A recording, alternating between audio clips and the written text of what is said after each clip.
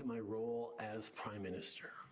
And that means things that are directly impacting or threatening Canadians, things that are linked to particular policy decisions we need to make as a government, whether in an approach to a particular issue or region of the world or indeed country, or whether it's looking at improvements that need to be made in our national security legislation or agencies, things where there are perhaps gaps highlighted or tools that would be necessary to act on to combat new threats around disinformation or misinformation that certainly nobody was thinking of 20 years ago to the same degree, or information.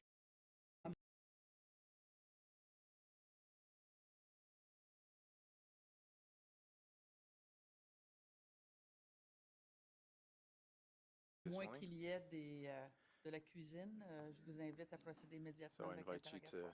Proceed with your Merci, Madame la Commissaire. Oui, c'est Chantona Chaudury pour la Commission. Good morning. As you said, our witness this morning is the Prime Minister, Justin Trudeau. I'll ask that the witness be sworn or affirmed.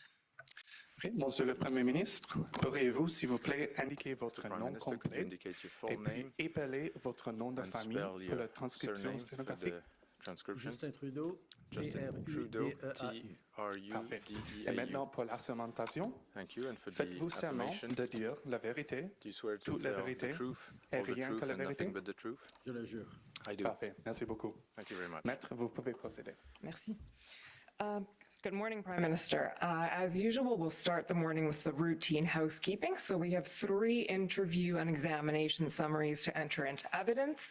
Rather than going one by one, I'll just read out the doc IDs and ask you to confirm them. So the doc IDs are WIT 106, which is the PM's Stage 2 interview summary, WIT 164, which is the Prime Minister's Stage 2 in-camera hearing summary, and WIT 160, which is an addendum to the Prime Minister's Stage 1 in-camera hearing summary. So, Prime Minister, I'll ask you to confirm that you've reviewed these documents, that they are accurate, and that you adopt them as part of your evidence before the Commission. I have, they are, and I do. Okay. And of course, with the caveat, these are publicly disclosable summaries of proceedings that took place in a classified space. Okay, so we have 2 hours this morning and quite a lot of material to get through. We'll start with some things with which you're quite familiar already, information flow to the Prime Minister. So I'll ask you to start with the mechanics of information flow. In Stage 1 of the Commission's proceedings, you told us that you would receive intelligence in writing, daily or weekly, but that the primary way of informing you, and by the NSIA and the intelligence community, if they really wanted you to know something, would be by briefing you orally. We understand that since then there have been some changes to the system, so can you explain how you now receive intelligence, what the changes have been, and any benefits or drawbacks? Through the first years that I was Prime Minister, I received, as you say, daily or weekly summaries or snippets prepared for the Prime Minister and the office. And when things were put in front of me, I would read them. But as you say, most of the time, the more serious information would be briefed in person with the National Security Advisor at that point. Through the pandemic, things changed through the work that we've done significantly through both commissions, but also through complex times. We've settled on a new model where about once a week, usually on Monday mornings, I receive a package of secure information with a national security officer in the room with me to oversee and handle the documents, where I go through both summaries and in some cases a certain amount of more detailed raw material or at least primary analysis. Takes me about 45 minutes to an hour on given days, and that's sort of the regular baseline. Some of it is incredibly highly classified, some of it is slightly more routine. But on top of that, usually at least once a week, I end up sitting down in a secure room with advisors and officials to talk through some of the more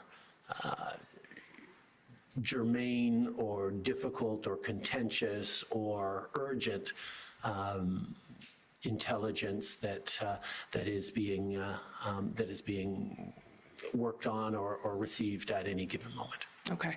And how's the new system working for you? So the weekly reading period plus the briefings? It is working well. The consuming of information in that weekly briefing is really just that. I will sometimes ask for follow-up questions on this issue or that issue, or verify that, okay, this seems very serious. Reassure me that everyone is taking this very seriously and acting on it, and the client relations officer, or CRO, will do that. But if there are specific questions I have for the client relations officer, usually they will be answered to me in the next meeting I have with the NSIA. Or sometimes there'll be an addendum or a specific document that will be handed to me the following week in answer to the questions I have.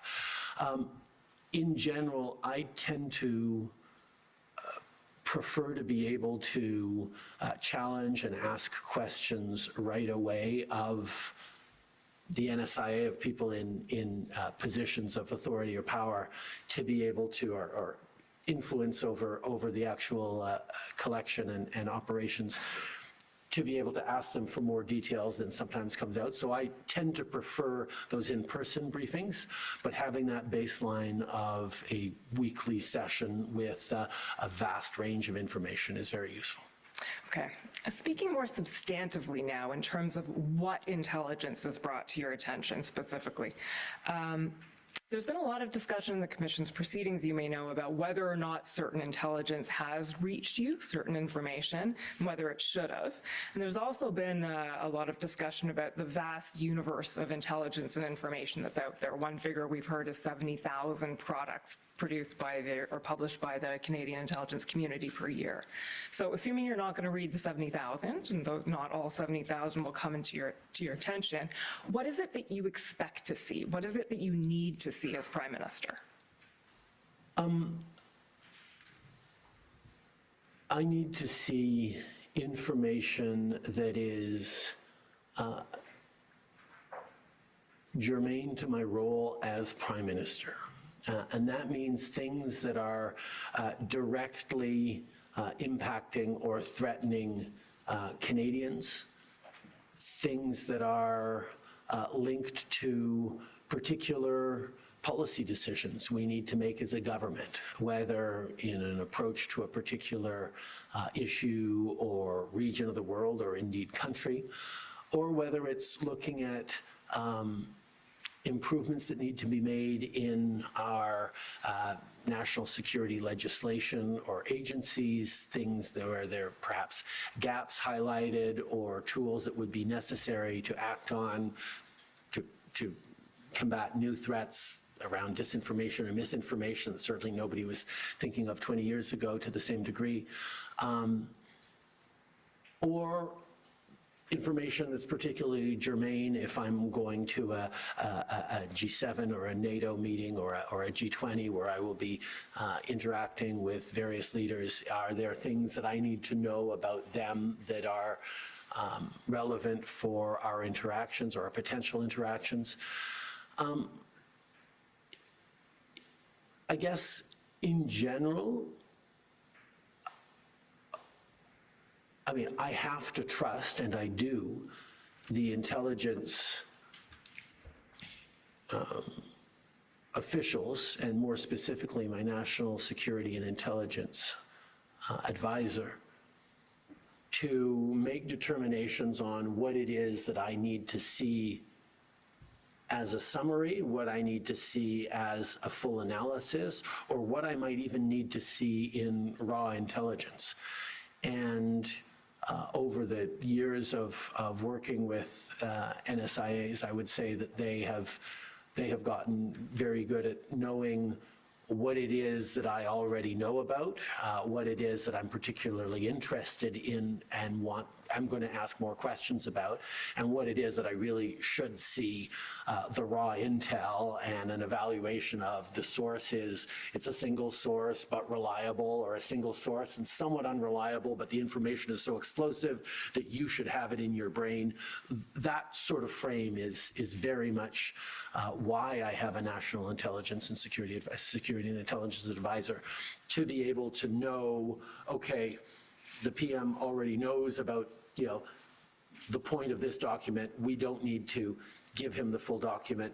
I can simply apprise it on him, and he can spend his time digging into these other more relevant or newer pieces of information that will complete his understanding of the threats and realities faced by Canada and Canadians. Okay, so the primary responsibility then for making sure that you do have what you need to know, and maybe don't have what you don't need to know, or that you don't spend your time on the wrong things, that falls to the NSIA, as you've said. I would say the primary repository of those decisions is the NSIA, but there are a number of others who will flag that.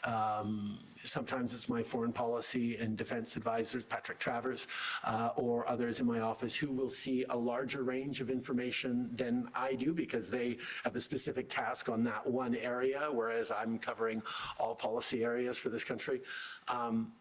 They will dig in and say, okay, the PM really should see this because it's particularly relevant for these reasons that are perhaps not,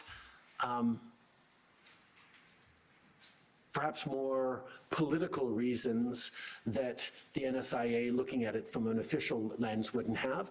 In some cases, the clerk of the Privy Council will flag things for me, or the director of CSIS in meetings with him, he will say, no, you really should follow up on this or that. But in general, the filter through which everything goes is the NSIA, with whom I need to have a very close relationship, with whom I do, and a bond of not just trust in the judgment that she puts forward on what I should see or what I shouldn't see, but she needs to have a pretty good idea of the things I know about, the things I need to know more about, and the things that are going to be of particular interest or importance to me. Okay, that's fair. So it's not just the NSIA. No, but it's primarily the NSIA, as you said. Fair enough. But so it's a close two-way working relationship then. Very, very. And we've also heard that the part of the NSIA's role is to sort of play a convening role within the national security community. So it's a significant role. And there have been suggestions made, for instance, in the NCERA report, that the role should be formalized in a legal instrument. We've also heard talk in these commission's proceedings from the clerk, I believe, who suggested the idea of a mandate letter, perhaps. What are your thoughts on that? Over the course of the years that I've been Prime Minister, we've had a number of different changes to the National Security Advisor role. One of the changes I made reasonably early on was actually adding National Security and Intelligence Advisor, because it wasn't just about security. Intelligence was becoming more and more important in our approach. But from one NSIA to the next, there were significant changes in the threat environment around us, in the composition of the senior ranks of the public service and the different roles. When Ian Shugart was my clerk, he came at that role with such a deep and expert understanding of international issues, of intelligence issues, that he played a role not just as a clerk, but as a significant national intelligence and security advisor to me, just as through his capabilities and personality, and therefore the actual NSIA I had at that point had a slightly different role than in other times where the clerk wasn't as much of a national security focused individual and had other qualities, and the National Security Advisor was really the person who was centered around that for me. So those natural variations, and for example, the fact that right now my National Security and Intelligence Advisor is also Deputy Clerk of the Privy Council, which I think is very useful in this case, isn't necessarily automatically something every future Prime Minister would want.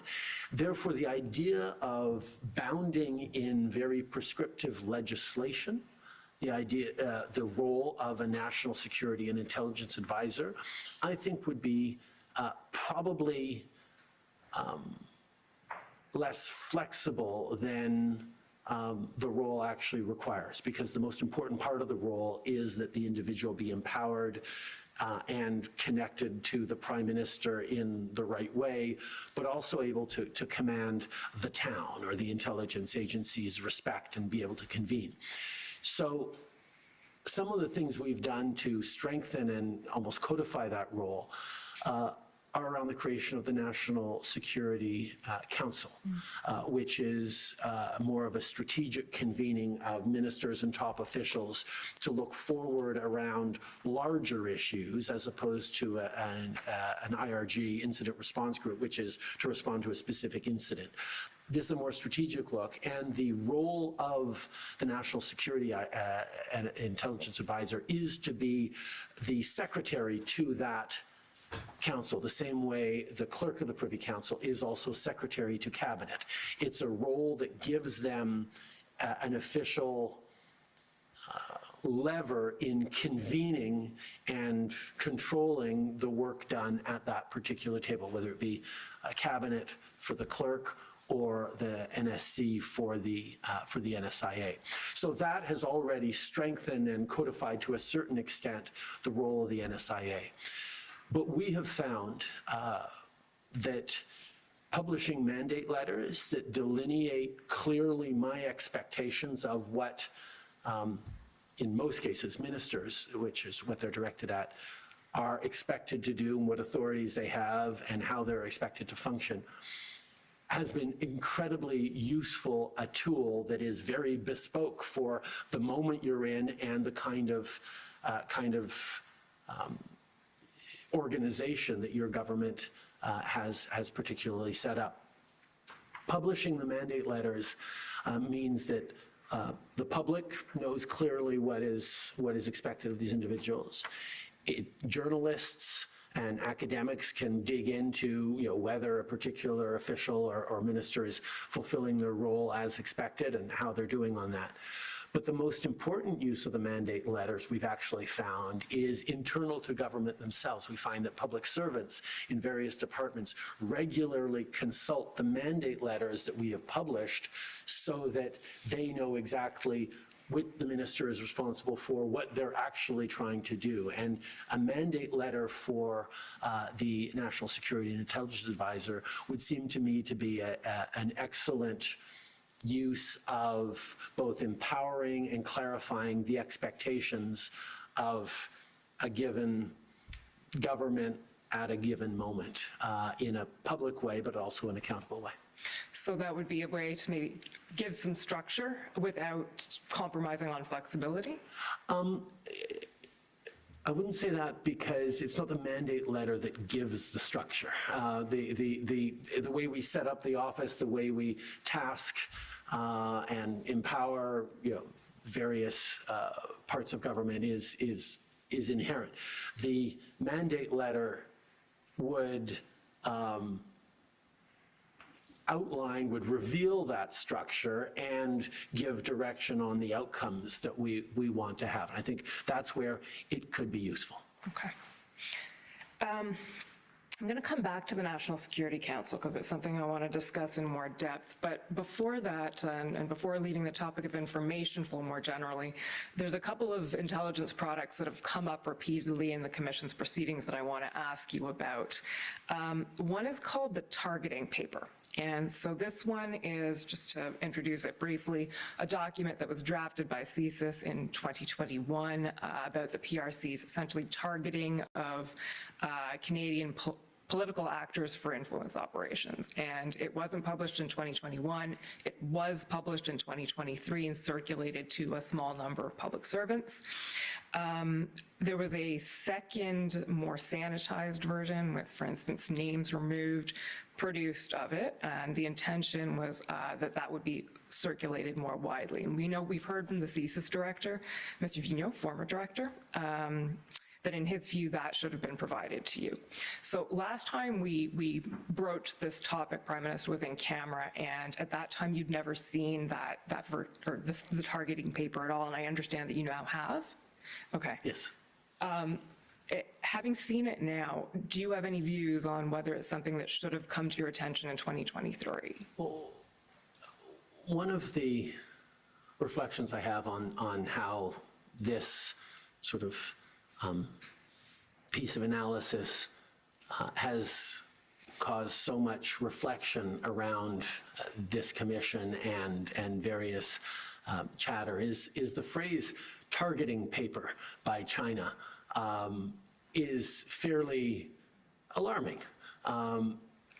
What the targeting paper actually talks about is that China has broadly classified into 3 different groups parliamentarians in their diplomatic activities, some as being positive towards China and perhaps there to engage in constructive ways, others who are neutral or convincible to be more positive towards China, to show up at various events, and others who have demonstrated themselves to be more antagonistic to the Communist Party of China's government by speaking out strongly on the Uyghur issue or on human rights in Hong Kong or on various other of the issues that China doesn't like people to discuss publicly and criticize them on.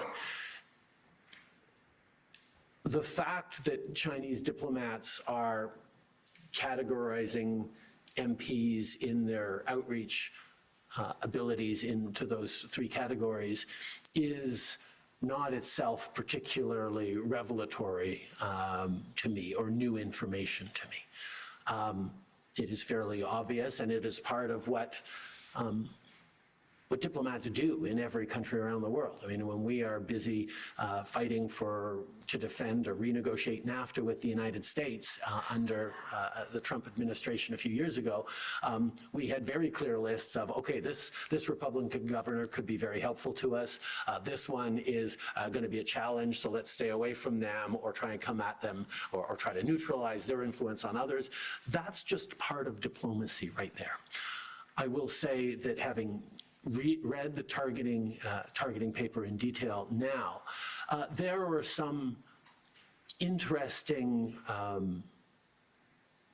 factoids or tidbits in there that I said, oh, okay, that's interesting. None of them significantly altered at all my perception of China's behavior, China's focus, China's engagement, influence, and in some cases interference in Canada to any significant degree.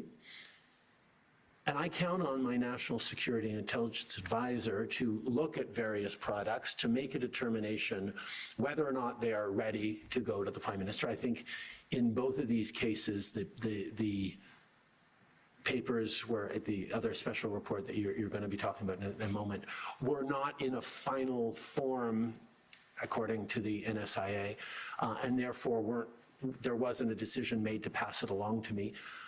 I have to trust the NSIA's judgment, as I said before, in knowing what is going to be useful for me, what is going to be an appropriate use of the 10 or 15 minutes worth of time that would take to go over a document like this, whether it adds to my knowledge or whether there, in those 10 or 15 minutes that she has to submit other information to me, there is more germane or more relevant information that she thinks would be a better use of my time. The determination was made in the case of this targeting paper, or the targeting paper didn't get to me because of decisions made by the NSIA or not made by the NSIA. in terms of not choosing to pass it along.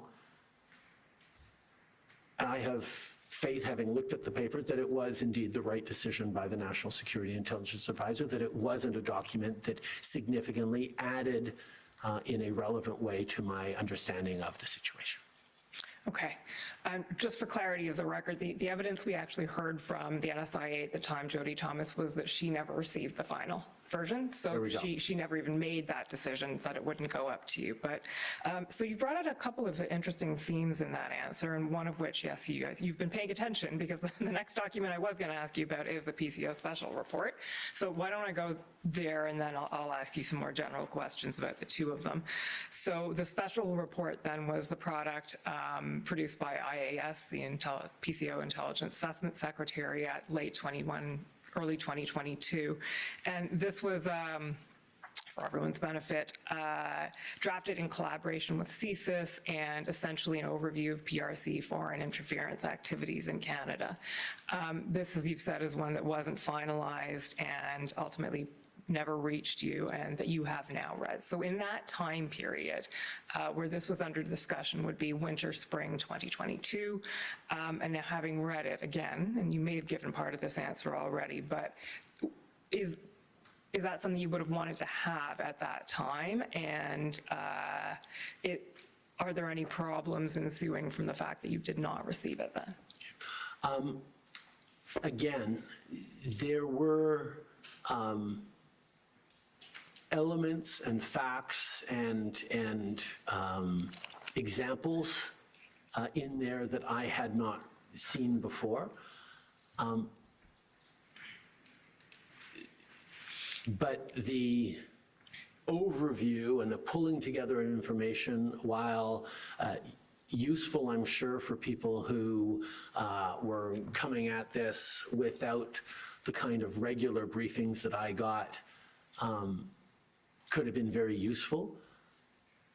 I don't feel that there was anything in there that I didn't already understand and know about how China was engaging across different fields in Canada.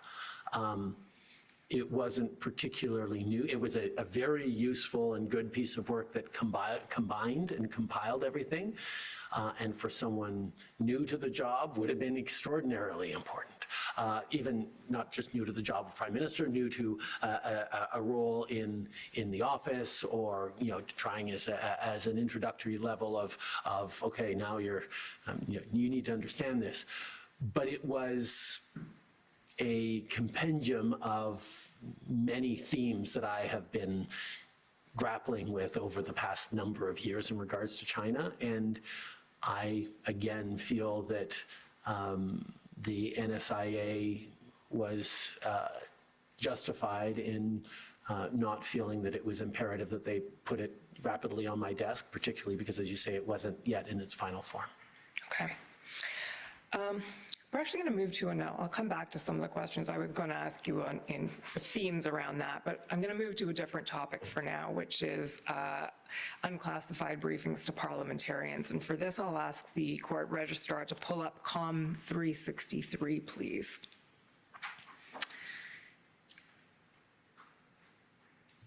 And if we can scroll down to paragraph 126. Prime Minister, for your benefit, this is a discussion about a succession of memos suggesting that essentially unclassified briefings be provided broadly to parliamentarians. And what we see here is that NSICOP made this recommendation in 2018 and 2019, and there are 3 memos that were intended to go to you in some way, shape, or form. So one in December 2019 that was sent to PMO but never followed up on, and we heard from your staff that sort of fell through the COVID cracks at the beginning of the pandemic. One in December 2020, which was discussed within PMO but ultimately not actioned, and then the report mentions one in 2022, which was never finalized or even sent to PMO. So just to confirm, first of all, that none of these memos ended up reaching you. Is that correct? Correct. Okay. And we know that this initiative of broadly briefing parliamentarians eventually did happen in June 2024. So if none of these reached you, first question I'd like to ask is, should this have happened earlier? And are you troubled that it didn't? My position has always been that providing more briefings to parliamentarians is a good thing. I am fully in favor of it. We all receive security briefings when we first get elected on not leaving documents hanging around, being careful about when you're speaking about delicate matters in a restaurant or on an airplane or anywhere people can overhear. We learn the basics of phone hygiene and how to keep your information secure. And I'm a huge believer in empowering parliamentarians to be able to be safe and thoughtful in how they do things. The briefings to parliamentarians that you receive when you get elected and security briefings ongoing are not directed by the government of the day. They're directed by the House of Commons itself, the Sergeant at Arms, if it's a matter of security, the Speaker's office. Briefings to all parliamentarians is not in general something that the government of the day is directly involved in. But these various documents are certainly something of these CSIS has the authorities to go to either the Speaker or the Sergeant at Arms and request for those briefings. These briefings didn't get to me, but these decision points didn't get to me, but I made it very clear throughout conversations that I would have approved of or encouraged briefings of parliamentarians. There is a process that I see regularly invoked. About every week or so, I sit down with the clerk of the Privy Council, and we go over changes to the senior ranks of the public service. We talk about particular issues that are coming forward, and part of our regular meetings is the clerk highlighting, okay, there's this note that we sent to your office that has been there for a week or two or for too long, and we need a return on this because this is important and we need this to be acted on. And I'll say, okay, we'll follow up, and we dig it up from the pile of notes that we get and make sure that we prioritize that. In this case, nobody, neither CSIS, through their minister to me or directly to the clerk or to the NSIA, flagged that this was something that was of importance to them that was stalled. And therefore, as you pointed out, they were not acted on in my office. Why was your approval being sought, do you think? Was your approval necessary for this initiative? As I said, my approval was not necessary for this initiative. It certainly wasn't wrong for them to check if they wanted to. I wasn't insulted that they did, or I wouldn't have been insulted that they did. But it wasn't part of the necessary steps. Often we get things for information. Oh, by the way, the minister is going to approve this. You should know about it, but it's within his or her authority to do. This is for information, not decision for you. Those are notes that we receive regularly that obviously, when they're relevant or germane, they get dealt with either through the office or directly to me. But in this case, the authority was not necessarily mine to give.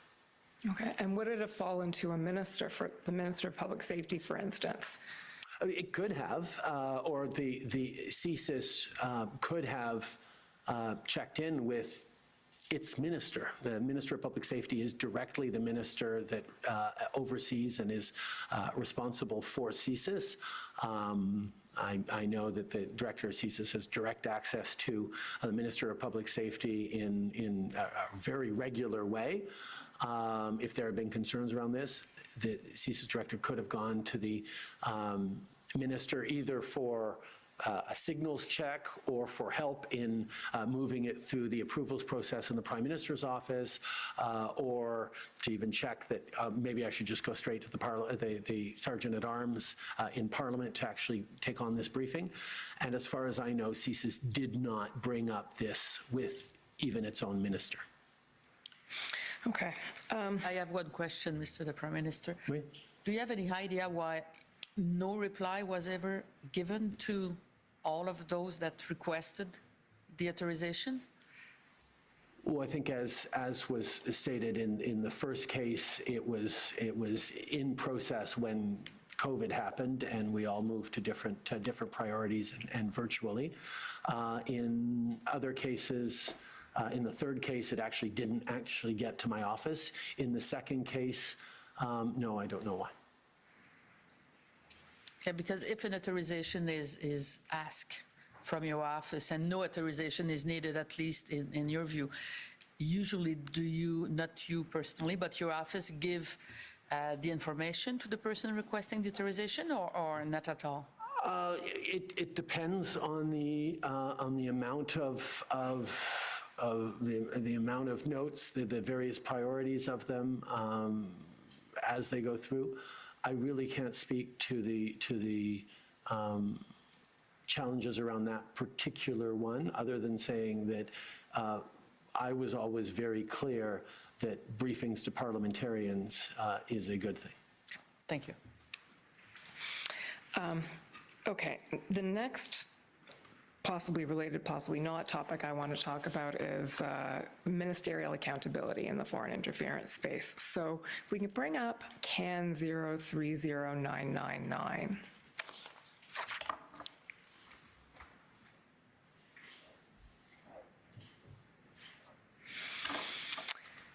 Prime Minister, these are notes. This is not something you would have seen. This is notes or minutes from DMFI, which is Deputy Ministers on Foreign Interference Committee meeting in April 2023. And if we can just scroll down so we can see the third and fourth bullet there.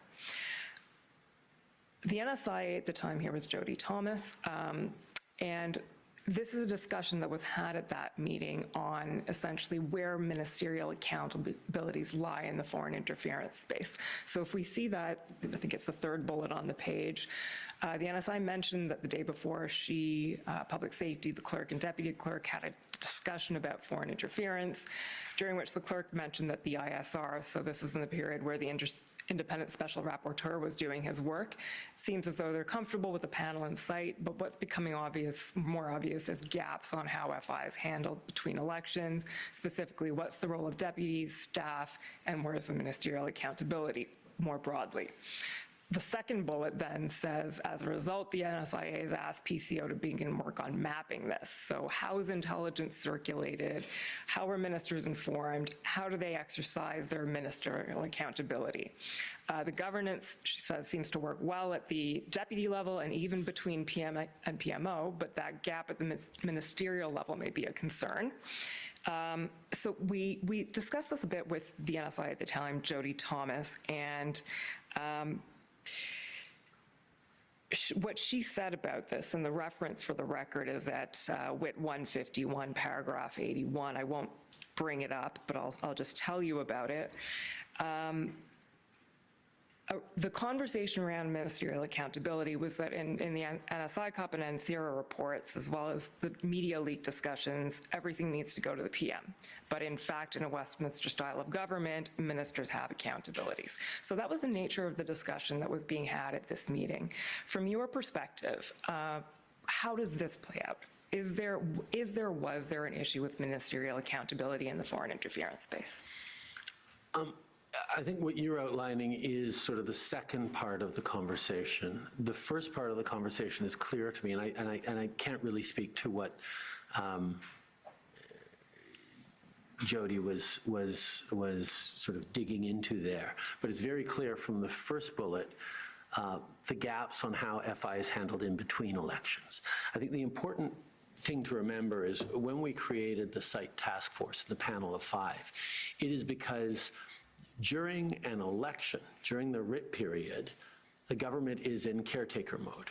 So there actually are significant limits on how and whether ministers and prime minister continue to be ministers or prime ministers even during an election. But they are limited in what they can actually go out and say, particularly if they're about to say that an opposition party is compromised or benefiting from interference by a third country in an election context. That would be destabilizing and you know, of concern to do. That's why we set up the panel of 5 top public servants to be able to address during a writ period and publicly speak to what a particular piece of foreign interference is trying to have as its impact on an election. That makes total sense as a structure during elections, but during a by-election, where we've actually made sure that the site looks in on that, you don't have a caretaker convention. During a by-election, the government continues to be the government. The Minister of Public Safety or Foreign Affairs or the Prime Minister continue to be fully empowered to do all their works. And therefore, it would be during a by-election if there was a significant concern that a particular country was engaging in massive misinformation, disinformation, it would normally be the minister who would do that, who would talk about that, and be accountable for that communications and those actions. But because of the partisan nature of the event that is a by-election, there's a discussion on, well, whether that ministerial accountability should be there around that, or whether officials should take on the communications, even though it's not in a caretaker convention.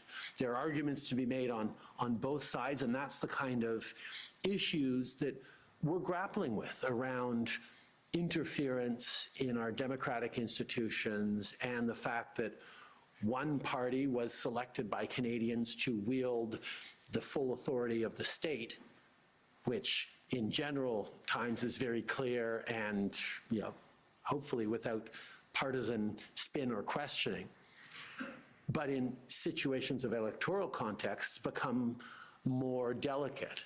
So where we could say, oh, the caretaker convention means that government is not fully active and leaning in as ministers and prime minister during an election period, what you actually do during a by-election is the question that they're digging into around ministerial accountability.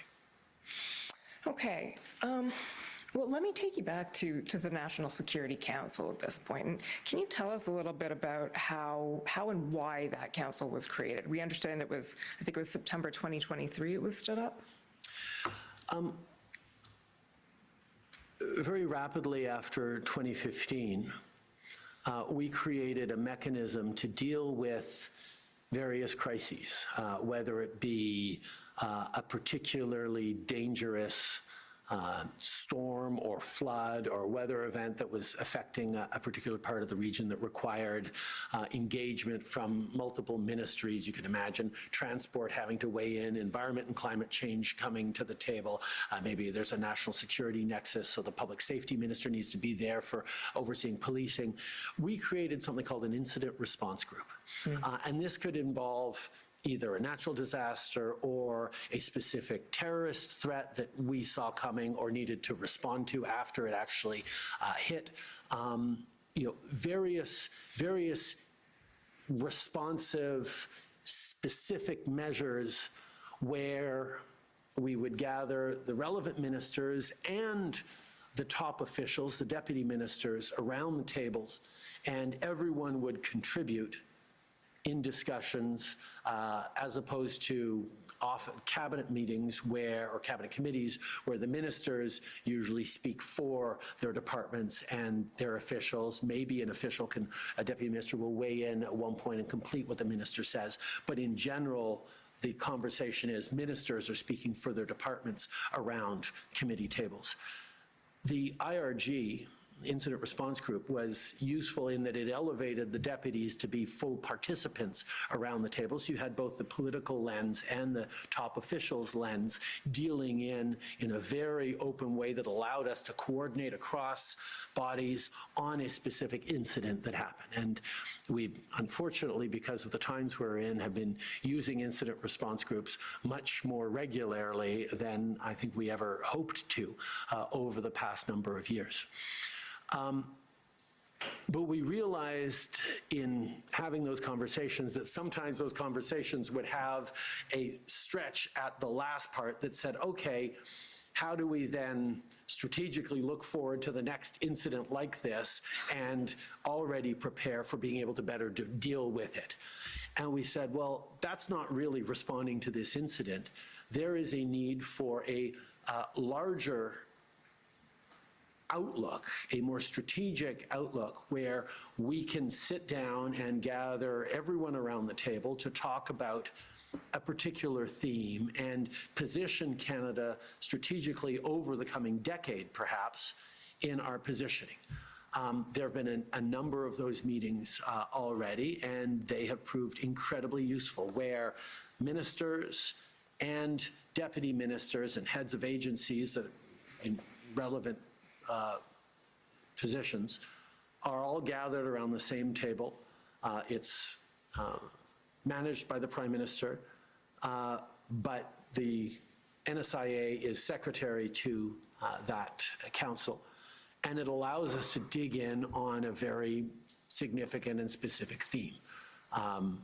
Might imagine themes, and I don't want to go into too many details, but might imagine themes being around how Canada positions itself around its Indo-Pacific strategy, which was it's sort of what our outlook and our engagement on the region, which would involve a whole bunch of different parts of government and obviously involve both security and trade and diplomacy and all these different things that would come together in a cohesive view that we could plan out with that national security lens on it. Or another one was how we're approaching our critical minerals. The opportunity Canada has to be a supplier of the critical mineral ingredients to both the green and the technological transformation the world's going through that is right now perhaps constrained in supply by a particular country. Canada stepping into that space and being able to be a reliable supplier of critical minerals that are essential to national security around the world is a theme that is worthy of a big strategic discussion. So that's how we created the National Security Council, and in its meetings so far, it has proved an extraordinarily effective tool. Okay, so it's, just to summarize a little bit of what you said, it's a strategic body, essentially, specifically on national security issues, which now brings, as you say, both deputies and ministers to the table, sort of along the lines of taking the model of the IRG in that sense, but not ad hoc. It's something that's more long-term and strategic. It's also, it's not regularly scheduled. We don't have one every couple of weeks. It is thematically. When there is an important discussion to be had, we will convene. I mean, they come together at regular intervals and we plan what the next ones will be. But we could have, one every few weeks, like we could go a month or two without having one, depending on the theme, the time of year, all those things. So it's not as rigidly scheduled as, say, cabinet meetings or even cabinet committee meetings, but it is a legitimate, powerful tool. But you're right, it's not entirely ad hoc, but it is not regularly scheduled. Okay, so and I appreciate that you don't know, or you can't speak to the discussion we were looking at in the DMFI minutes here, but in terms of getting the people around the table and having these conversations, and I understand it's not a cause and effect thing necessarily, but does that assist in ensuring that there is sort of those conversations happening between ministers in the national security space? Yes. Okay. And in the timing of its creation, September 2023, why was that the right time to do it in your view?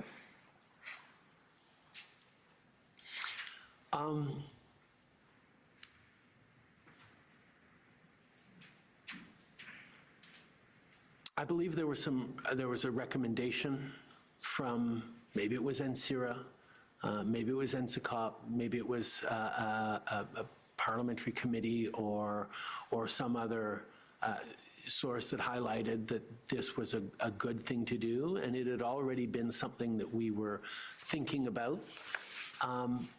Coming out of the pandemic, which was a significant crisis for the government, we were very much looking at different ways of being able to better respond to and learn from the things we did well, the things that we could improve on in future pandemics or crises, to realize that this was a body that made sense for us to put together to handle things like this. I mean, to a certain extent, the COVID committee that we had throughout the course of the pandemic, I think played a bit of a role of somewhat IRG, but also strategic overlook.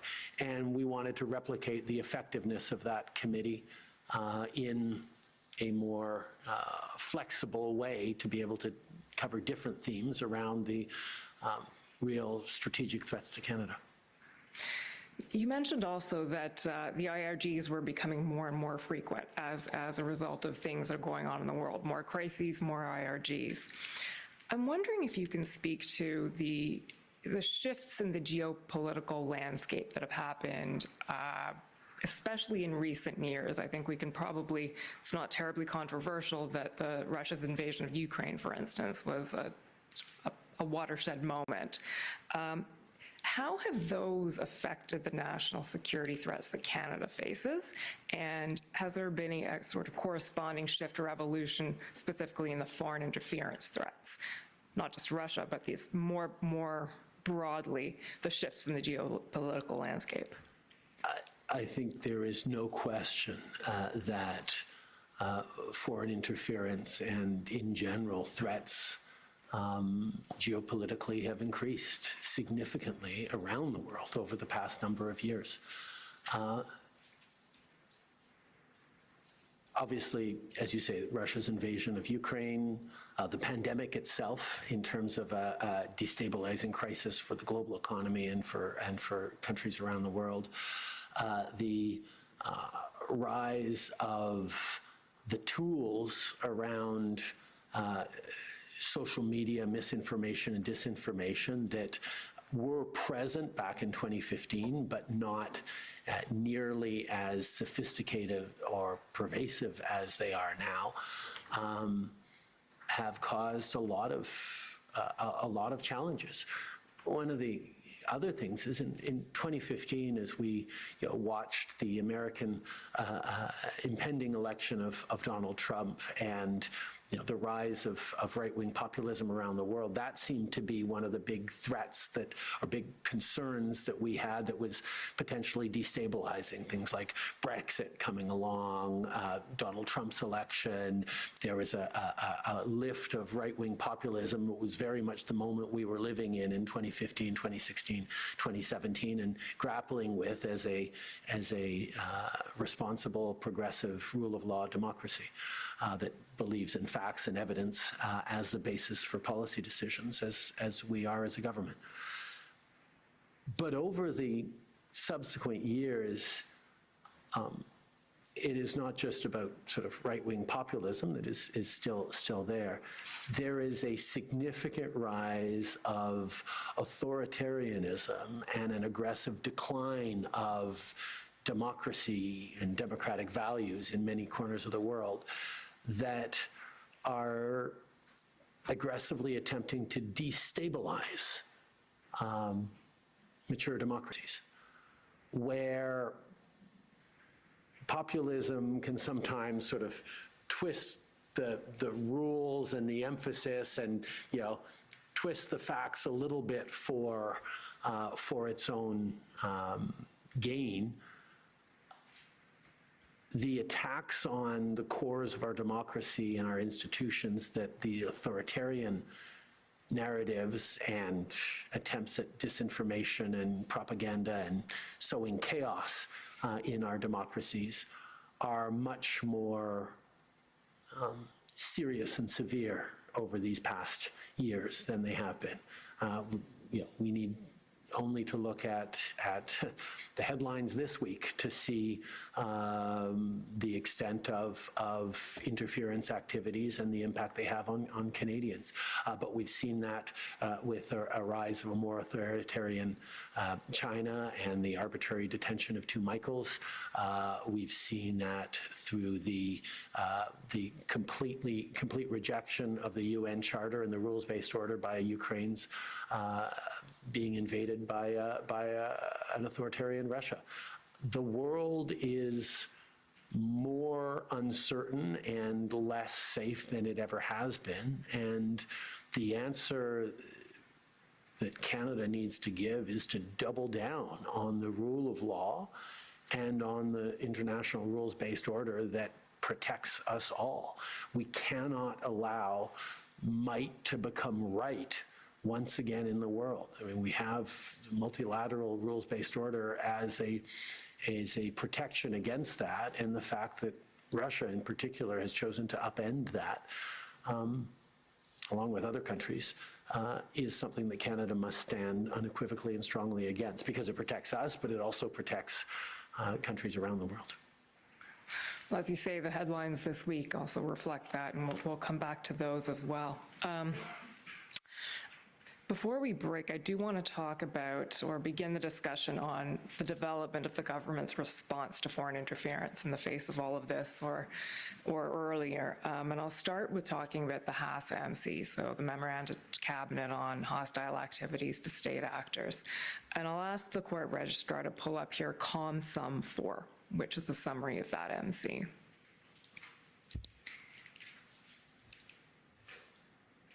So this, we know, is a major cabinet initiative in the foreign interference space that has been discussed in the Commission's proceedings. If we can zoom out so that you can see the 4 bullet points, essentially.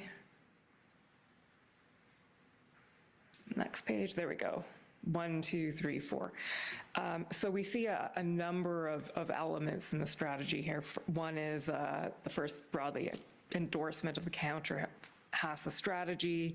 The second is a strategic whole-of-government communications approach. The third is consultations on legislative tools, the CSIS Act, Criminal Code, and the Security of Information Act. And the fourth is new capabilities for the RCMP. So in all of this, we know that parts of this at least eventually became the legislation that we know fondly as Bill C-70, which was introduced into Parliament in spring of 2023 and recently passed into law in, I believe, June 2024.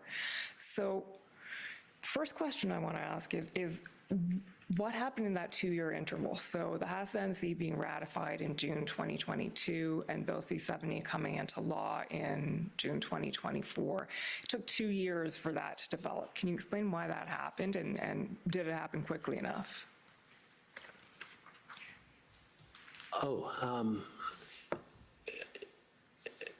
Sorry,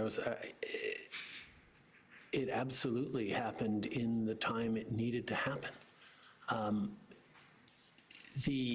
Anytime you are giving more powers to security agencies to counter, in this case, hostile actions by state actors, or anytime in general you're giving more powers to security agencies to do new things, to counter new threats, you have to be very, very careful about the balance you get on protecting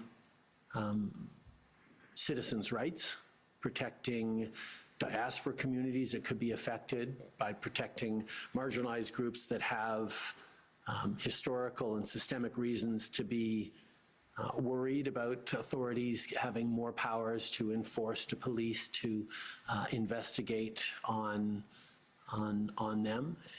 It is not a small thing to grant new powers to counter new threats to intelligence agencies. And that's why, in the process of C-70, there were multiple visits to cabinet over subsequent years.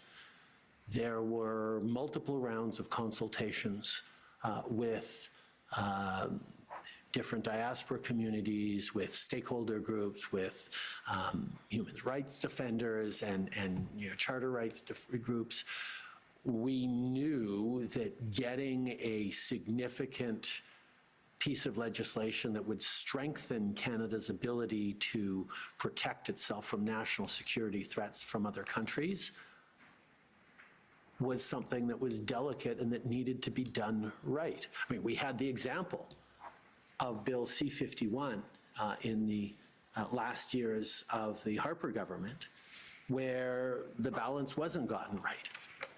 And we committed in that election that we would repair the balance on that, and we did rapidly after getting elected, and strengthened the balance to make sure that we were, even as we were granting new powers to intelligence agencies that were relevant and needed, the protections of fundamental rights of Canadians, and particularly of vulnerable groups, were strengthened in our measures that we took in the first years in office. So we had direct experience that getting this balance right is really important. As people may remember from the 2015 election, the NDP leader, Thomas Mulcair, made it a huge point of contention for him that the violation of charter rights within Bill C-51 were fundamentally so egregious that it was terrible, not just that Stephen Harper put those forward, but that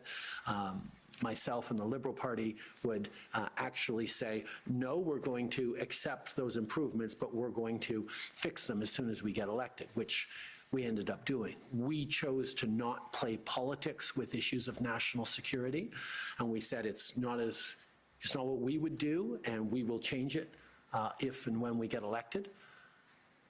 But that experience deeply informed our approach to building C-70.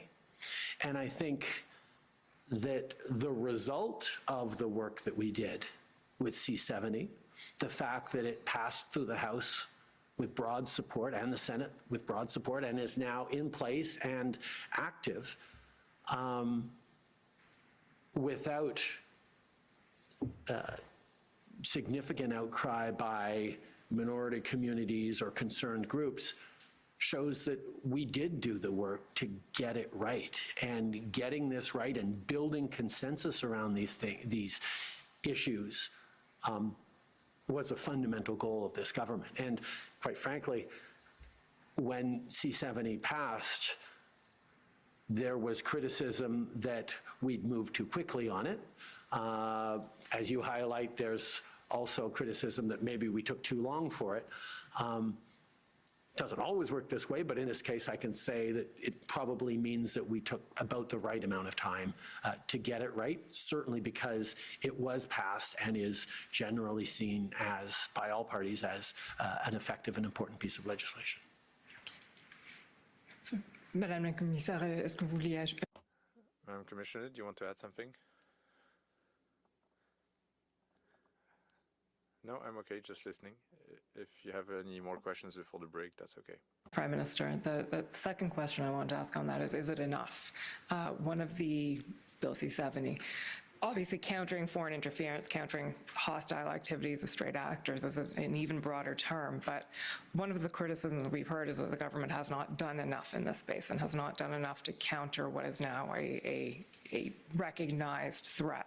How would you respond to that? Well, I think, first of all, I mean, I'd heard that criticism as well, or the frame that, well, since you had to, do C-70, obviously there was a mistake in the powers that CSIS or intelligence agencies didn't have before. You're correcting a mistake or an error or a shortcoming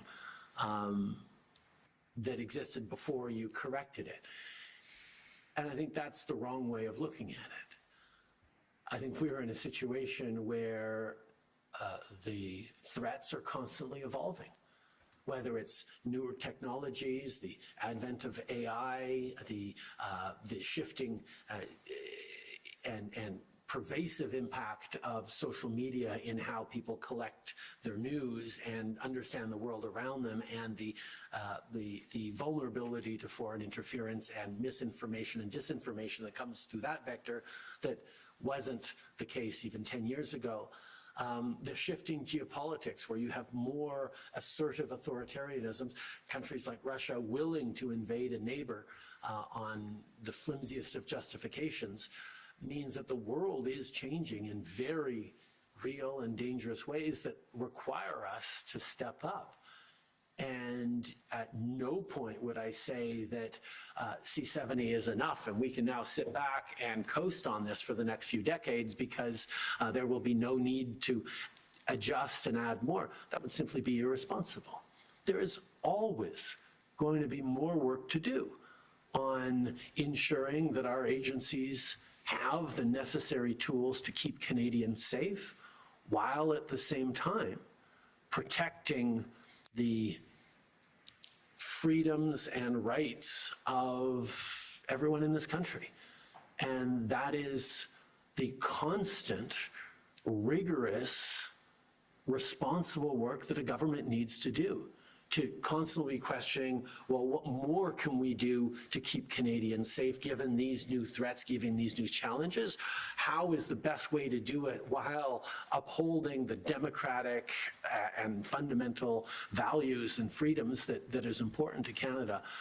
That's a constant debate in which not just the government, but stakeholders, communities, and even opposition parties have, and all parliamentarians have, an essential role to play in.